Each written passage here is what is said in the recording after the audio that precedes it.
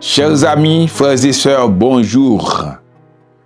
Où que vous soyez, je suis content de vous rencontrer autour de la parole du lundi que nous trouvons aujourd'hui dans Juge 6, vers ces 12 jusqu'à 14. L'ange de l'Éternel lui apparut, Gédéon, et lui dit, l'Éternel est avec toi, vaillant héros. Gédéon lui dit, ah mon Seigneur, si l'Éternel est avec nous, pourquoi toutes ces choses nous sont-elles arrivées? Et où sont tous ces prodiges que nos pères nous racontent quand ils disent, l'Éternel ne nous a-t-il pas fait monter hors d'Égypte? Maintenant, l'Éternel nous abandonne et il nous livre entre les mains de Madian. L'Éternel se tourna vers lui et dit, va avec cette force que tu as et délivre Israël de la main de Madian. N'est-ce pas moi qui t'envoie? Nous voyons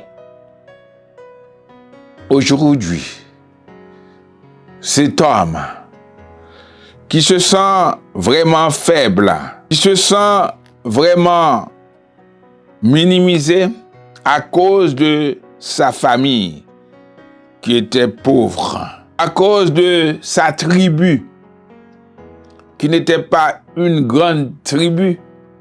Manassé, c'est l'une des deux tribus qui découlent de Joseph.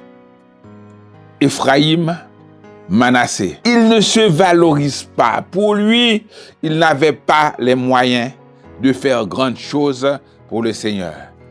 Mais l'Éternel l'a choisi. On voit l'ange de l'Éternel.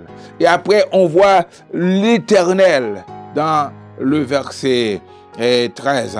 Souvent, on dit l'ange de l'Éternel, c'est un type de Christ, de Jésus qui doit venir naître. Alors, l'ange lui a parlé, il lui dit d'aller plutôt délivrer Israël devant Madian, qui assujettissait à cette époque Israël, qui exploitait Israël. C'est pour dire que vous, frères et sœurs, nous qui sommes serviteurs de Dieu, nous devons croire, malgré les problèmes que nos pays affrontent, Haïti affronte, Dieu est là. Il a quelqu'un qu'il peut choisir pour délivrer ce peuple. Haïti ou un autre pays, l'Ukraine, etc. Ce qui est important pour nous, c'est que Dieu lui dit, va avec la force que tu as. L'Éternel se tourna vers lui et dit, va avec cette force que tu as et délivre Israël de la main de Madian. Parfois, nous pensons à être comme quelqu'un d'autre.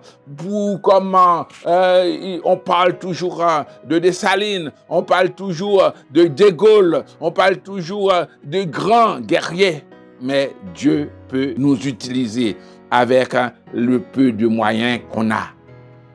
Il faut que je fasse de grandes études, il faut que je sois un grand théologien, il faut que je porte de grands titres pour être utile entre les mains de Dieu. Mais avec les forces que tu as, avec la capacité que tu as, avec les valeurs que Dieu dépose en toi, que Dieu place en toi, tu peux faire des grandes choses. Il peut accomplir avec toi des exploits. C'est pourquoi il dit dans Zacharie chapitre 4 verset 6, ce n'est ni par la force, ni par la puissance, mais c'est par mon esprit, dit l'Éternel. Le vase qu'il a vu symbolise l'esprit de l'Éternel. C'est par mon esprit, c'est par la puissance du Saint-Esprit que nous pouvons agir pour la gloire de Dieu. Frères et sœurs, ne vous dévalorisez pas. Vous avez du potentiel. Juste lui faire confiance pour sa gloire. Que Dieu vous bénisse.